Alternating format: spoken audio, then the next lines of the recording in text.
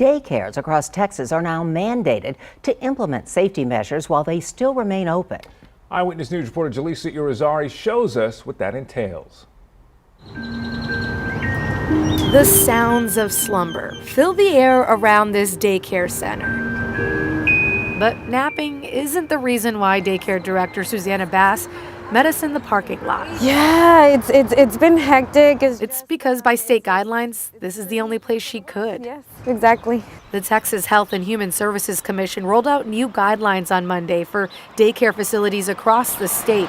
It requires employees to check everyone's temperature before they enter and scale back the number of people even allowed in. We're not letting anybody inside the daycare, not even parents. Parents are dropping them off at the door, and we're taking the temperature of the parents as well, just to make sure that they're not taking it to the kids and then bringing it into the daycare. New guidelines some parents are responding to with mixed emotions.